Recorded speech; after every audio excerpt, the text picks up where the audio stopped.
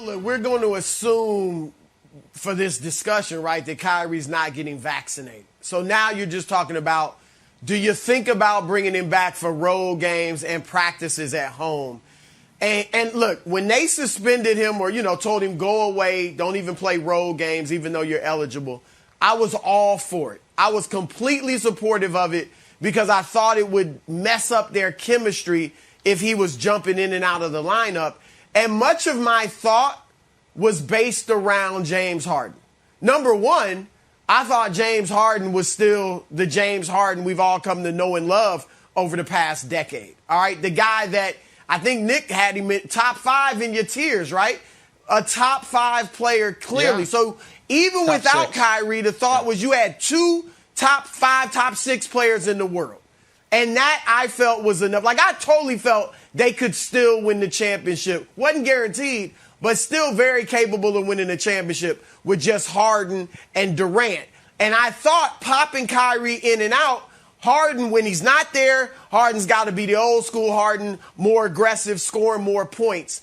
And then when Kyrie comes back, now he's the playmaker, he's the third scorer, he's getting everybody involved. I thought that'd be a lot to decipher for Harden. But it looks like James Harden, number one, is not what he used to be. And number two, is going to play the same way whether Kyrie's there or not, and that is to be deferential. All right, he's not nearly as aggressive as he's been over the past decade. He's averaging 14 shots a game. That's his lowest in the last 10 years since he left Oklahoma City. So my point is this. Harden looks like he's going to play the same way whether Kyrie's there or not.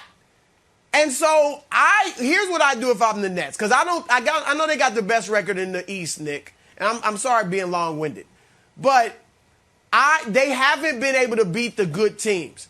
They're 0-6 against Miami, Milwaukee, Golden State, Phoenix, and Chicago. They've been beating up on middling and bad teams all year long. They've had the 4th easiest schedule in the league. I don't think they can win the championship as they are.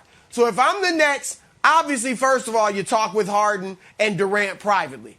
How you guys feel about this? What do you think about having him play road games? Then I would give it until, assuming they're on board, I would give it the rest of December, Nick. See how we look. That's 9 games. See if we look better. See if Harden's more aggressive, if Harden shows signs of being the old James. And if not, if we continue to do what we've done through December, then I would look at bringing Kyrie into practice starting in January. See how it looks, see how he fits, see how the team chemistry, camaraderie, attitude is.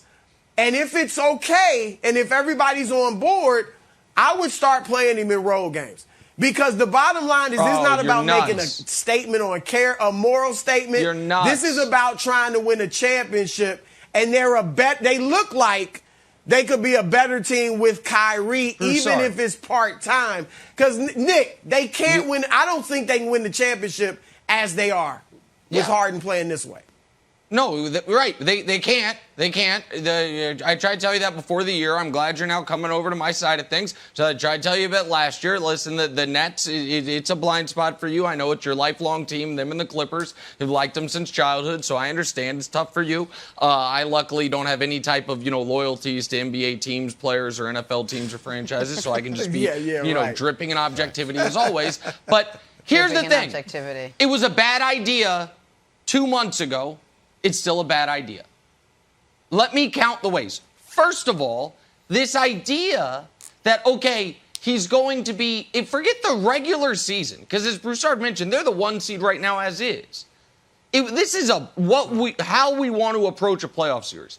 The idea of having a guy in a playoff series only able to play half the games of the series is anathema to everything we know about basketball.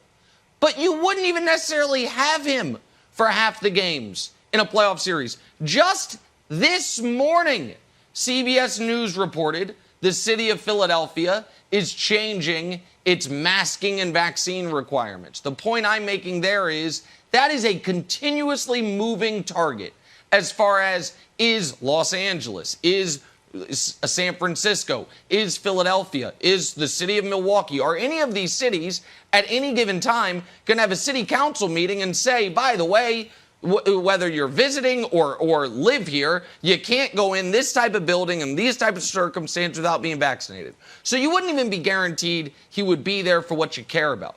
You would be guaranteed, though, two things, Wilds. One is you would have the most upheaval, self-inflicted, in NBA history, and you would totally be undercutting any chance, whether it's Nash or anyone within the organization, whomever the buck stops with whom. Is it Joe Tsai? Is it Durant? Is it Nash? Is it the front office? Who knows?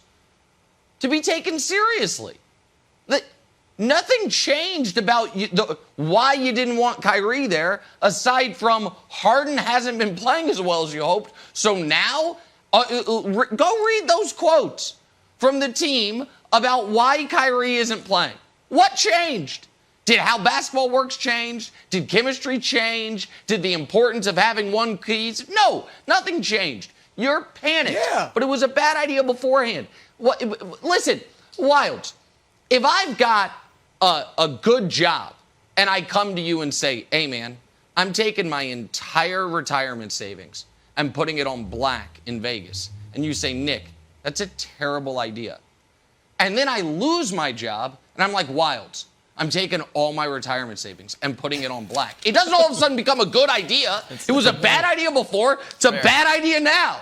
Like, just because your circumstances got a little worse doesn't make the bad idea previously now good. So, no, you got to work it out with who you have. Having Kyrie as a part-time player is not going to work. Okay, so those are very valid arguments. My case is pretty simple. A little Kyrie, Broussard, is better than no Kyrie at all. If he wants to just play away games, if he just wants to play games on prime numbers, if he just want to play on Tesla's birthday, whatever it is, if I'm the opponents, I'm never like, yes, Kyrie's playing. Yeah, their chemistry is going to be off. I'm nervous if I see Kyrie line up on the opposite team. And that's all the Nets really need to be thinking about. And just to counter Nick's point about like what changed. Not only has Harden's production changed, Durant's minutes have changed too. You've got to think about it holistically, that Durant, I know no one likes to talk about the Achilles injury, but do you think it's wise? This is the last 7 games that Durant has been playing. 41, granted he was going for 50, so he stayed in a little bit extra. 38, 40, 38, 37, 40, and 44. They like joke around of like how much minutes he's playing.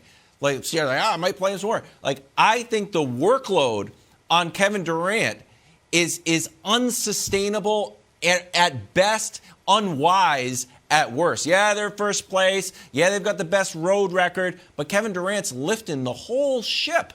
I think you got to take a little bit of weight off of Kevin Durant. And if he wants it, and if James Harden wants it, and if Steve Nash is okay with it, then I think everyone should be okay with Kyrie coming back. And final bonus, I'm also going long-winded, I apologize. I think it's better to have Kyrie in the building. He's not going to ostracize him forever. What? I don't see the New York City. There's no news. It's better to have him in the building if you ever want to have him evolve and get to maybe a vaccinated status. I think him being at home making sweatshirts is not the way that will eventually have him be a part of the team. All right, well, I think your point about KD's minutes was valid. I'm not concerned about his Achilles. I'm not concerned about him getting injured. But you saw they rested him an entire game, so obviously they understand the minute situation. Here's my thing. Yes. Because the big thing is chemistry. That's it, all right? There's no doubt you're better with Kyrie on the floor. Yes. And if you're better for 4 out of 7 games and you're still very good for the other 3 that you play at home, you're in pretty good shape, all right? It's all about chemistry. Yeah. And here's the thing. The only guy that it could affect is Harden. Because Durant plays the same way regardless, right? Give him the ball, he's going to get your buckets. Fine. All right, the other Patty Mills, LaMarcus Aldridge, James Johnson, Nick Claxton, Bruce Brown, They're role players. Yeah. Joe Harris, Yeah. they do what they do whether Kyrie's there or not. The one guy is Harden.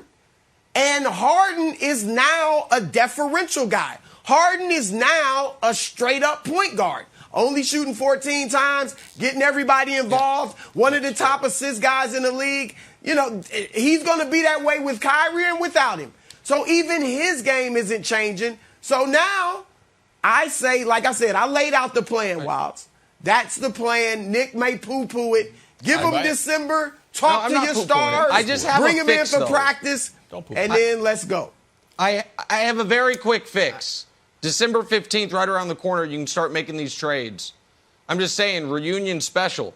Kyrie for Westbrook. Who says no? Kyrie and LeBron get back together. OKC's Big Three's back together in Brooklyn. They get the guy. Kyrie for Westbrook. Think about it. Think about it. Palinka, make the call. I feel like just you know make the people call. who can make that happen. Galore, I'll tell you that. Thanks for watching. Subscribe here to get the latest from the show. Also, be sure to check out more of the best clips from First Things First, or go watch a few segments from our other shows on FS1.